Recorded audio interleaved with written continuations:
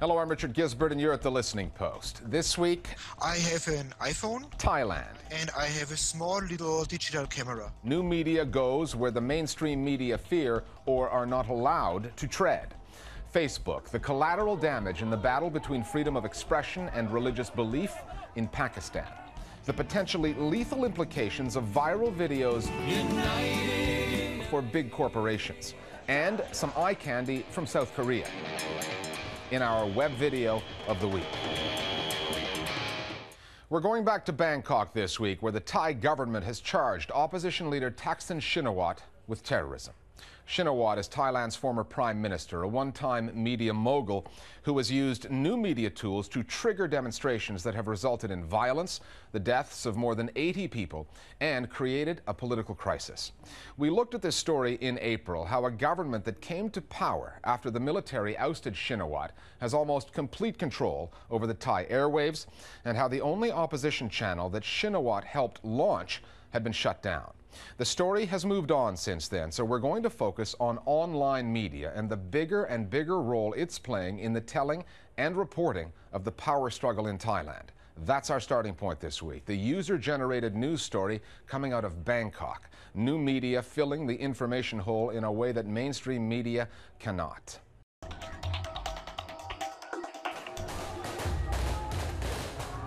14 more people were killed today in the civil unrest in Thailand. This has been a very fast-moving, ever-changing debate, and new forms of media have been well suited to covering this conflict.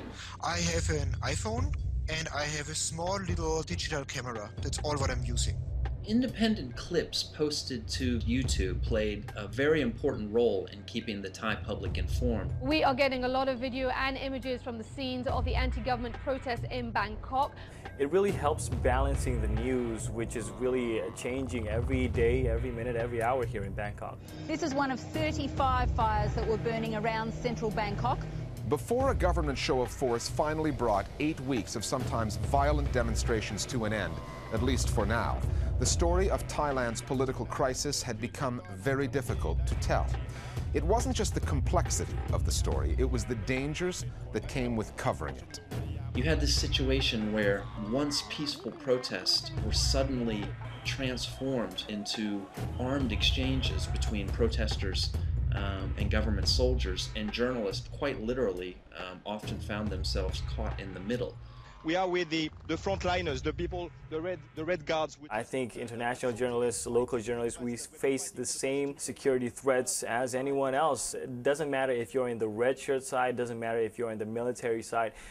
They both have their own weapons, they both have their own threats towards each other, and everybody's ready to shoot anything. Given the geographical nature of this protest site, it's been over a large area, it's been difficult for people to move around, and people have relied on new media forms such as Twitter, such as Facebook, such as blog updates to find out what's happening in areas that they can't get to or they can't see. While the capital burned, there was one online resource that both news reporters and ordinary Thais logged onto. Created by Bangkok-based blogger Richard Barrow, Bangkok Dangerous was a live, continuously updated city map that showed where the flashpoints were and where the guns were going off. The Bangkok Dangerous map has been a resource for a lot of people. Richard Barrow, who was putting that together, has been very thorough in terms not only of collating information from all over this conflict site, but actually travelling there himself to see what the scene was. The use of new media surged during the last weeks of the demonstrations, but they had always been an important part of the informational process. Well, the former Prime Minister Thaksin Shinawatra is living in self-imposed exile, so new media has been crucial for him. He has his own Facebook site, his own Twitter page as well, so he's constantly been in contact with his supporters here. Although in recent weeks, when that protest reached its climax, those video call-ins did start to die away a little as the red shirts changed tack, if you like, in their PR war. They decided they needed some sort of new cause to move away from simply representing the interests of Thaksin Shinawatra. I would argue that were Thaksin not so clever with his use of new media, the government may not have adopted it quite so quickly. They have more conventional forms of media that they can use. But seeing that people like Mr Thaksin were using Twitter and were beginning to turn the public debate in their favour by using these new media forms, The government has jumped on board, and they are now regular updaters on blog sites, on Twitter, and these sorts of things. Many ordinary Thais who decided to get their news online were driven there by a growing mistrust of mainstream media, both local and international. In this crisis, few reporters or news organizations were seen as impartial.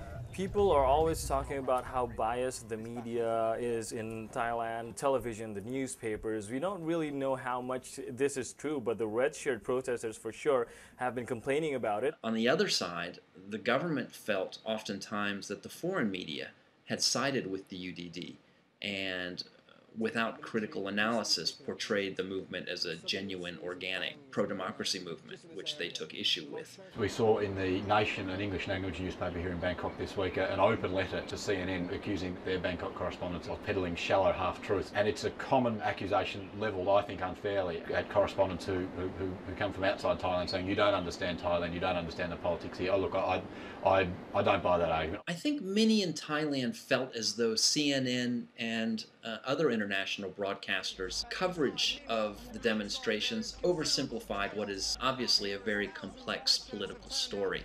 I just think in this particular instance, it was difficult for globally oriented television broadcasters to compress what is a very complex, very nuanced political story into 60-second news segments. The complexity of the story betrays that sort of treatment.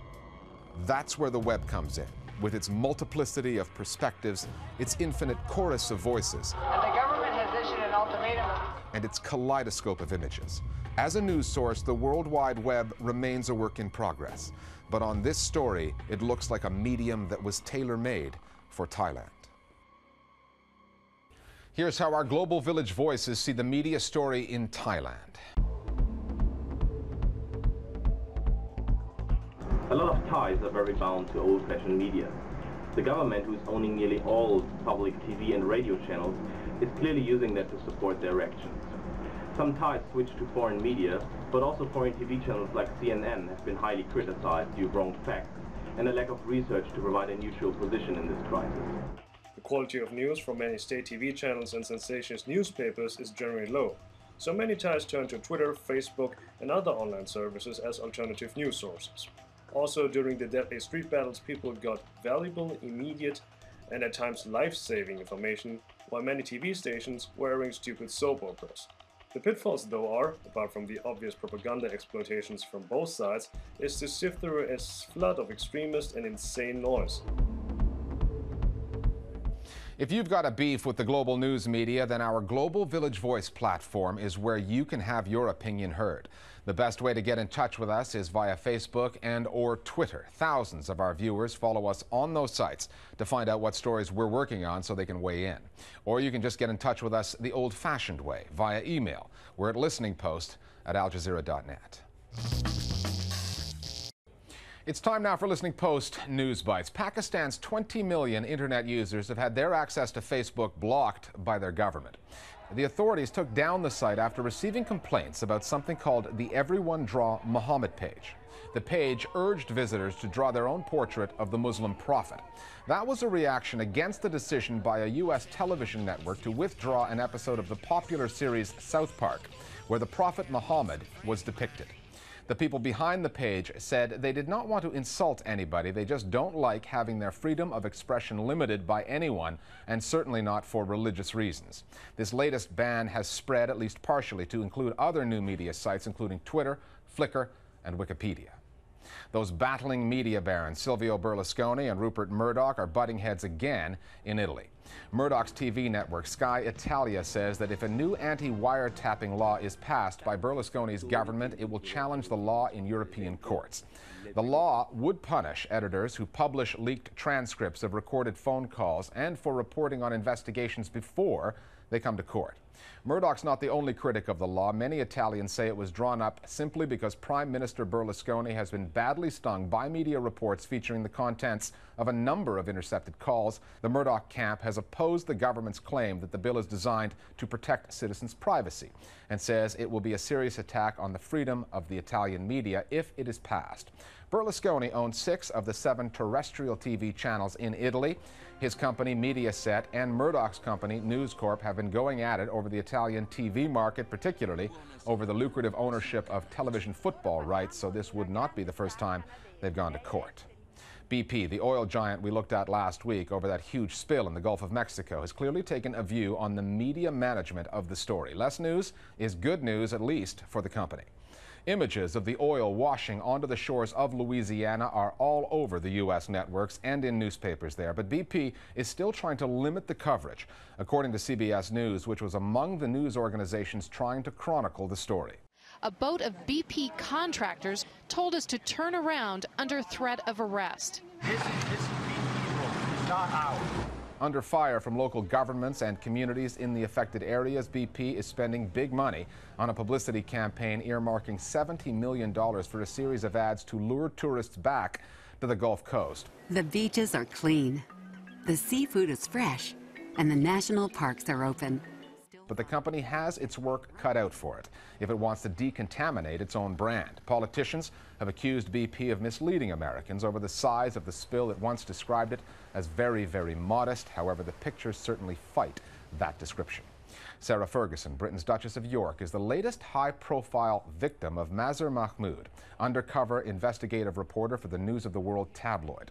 The Duchess used to be married to the Queen's second son, Prince Andrew. She was secretly filmed promising access to the prince, who is also a British trade envoy, in exchange for slightly more than $700,000. £500,000 when you can, to me,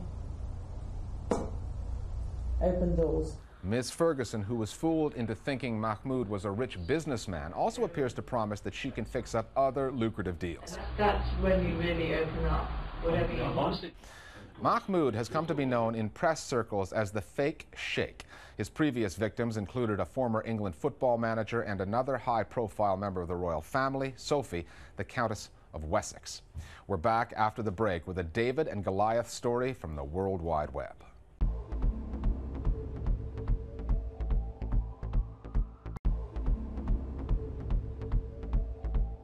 Welcome back. It's the oldest form of communication known to man, word of mouth, preceded only by word of grunt.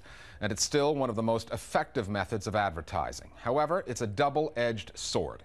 When the customer's not satisfied, word of mouth publicity can be a killer. And when the grievance is taken online, then bad word of mouth publicity can damage a business. That's a lesson that an American company, United Airlines, learned the hard way.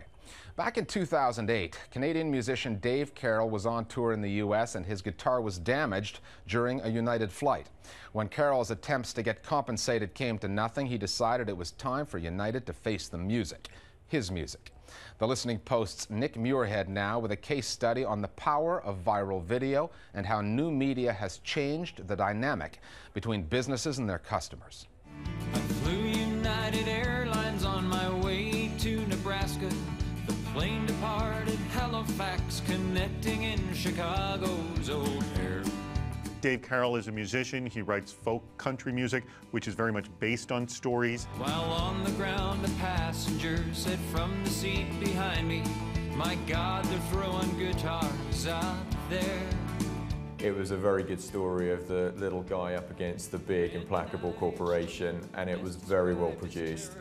At the action on the tarmac. What he was complaining about was poor customer service and baggage being handled badly. Now, I don't imagine that there is an individual who's flown with any airline ever who wouldn't sympathise with that. United, United, you broke my Taylor guitar. It's not as if posting a video on YouTube was the first thought in Dave Carroll's mind when he collected his broken guitar that day. He did what many an upset customer has done. He got on the phone. It took over 8 months to the point where United said that they were going to do nothing about it. They weren't going to give me any type of compensation. So I thought about it and I thought if I were a lawyer I might sue them, but I'm not. I'm a musician. And I thought, well, why don't I write a song about it? I should have flown with someone else or gone by car. I wrote them an email saying that I would do 3 songs about my experience and make videos for all 3 and put them on YouTube. My goal was to get 1 million hits in 1 year. Carroll's first video went viral. It became an online hit and racked up millions of views in just a few days. people from around the world clicked on the link, listened to the song, and reposted it across the web. There's a few reasons why it went viral. The first, I think, is anybody who's ever flown has had a bad experience or knows somebody that has with airlines. So the relatability issue is key. It crossed geography and cultures and languages. The internet isn't short of angry consumers taking their frustrations online, but where many get abusive, Carol got creative. People have complained about customer service in the social media sphere before. They've never done it quite like this. Write a song about it, which was fun and entertaining. It wasn't a rant, it wasn't an angry finger-pointing exercise. It was to use the best skills that he's got as a musician and an entertainer to get the message out to a wide audience. And there was one more crucial factor in this story. All of the social media campaigns that I've come across that have been very successful have a platform to actually make that stick. And what really takes it from being a social media campaign into a campaign is when traditional media get involved. Which is exactly what the mainstream media did with the story. They told it. A Canadian country singer we're talking about, a guy called Dave Carroll. And that led to even more interest online. But there's more to this new dynamic than just getting a complaint heard. Consumers are now able to actively communicate with companies and their customers through social media about every aspect of their business. Social media now means that everybody has a voice and that you can get a message out to millions of people very quickly for almost no cost. So big corporations need to be aware of that now. It's clearly the most important change in the way companies and citizens can actually communicate.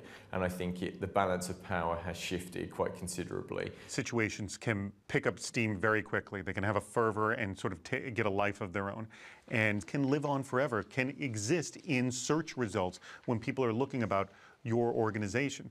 Internet hazards come in all shapes and forms, but there's one infamous example that has cemented itself online. Food companies don't come much bigger than the American franchise Domino's Pizzas Incorporated, but even they couldn't escape an online PR disaster. And here at Domino's, I like to be lazy. A few rogue employees produced a film which they posted on YouTube about their antics in the kitchen, doing unspeakable things with the food. The video went viral, and again, it wasn't long before the mainstream media picked up the story. Fair warning, many of you might find the video a little distasteful. But there was a fundamental difference in how Domino's responded to this highly volatile situation compared to United. The Domino's team, right up to the president, responded very, very quickly. They produced their own video, which they posted online.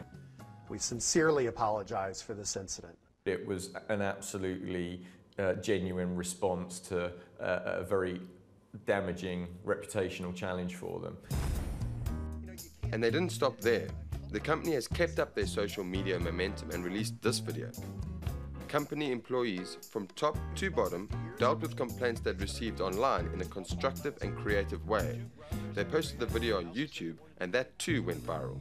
It shows how a company can actually turn a negative, bad feedback from customers about the quality of the product into a very positive way of showing how the company is changing and listening to feedback. Baby on your side. But some social media mishaps are of a corporation's own doing.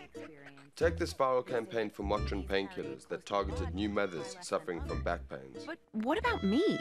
Do moms that wear their babies cry more than those who don't? I sure do.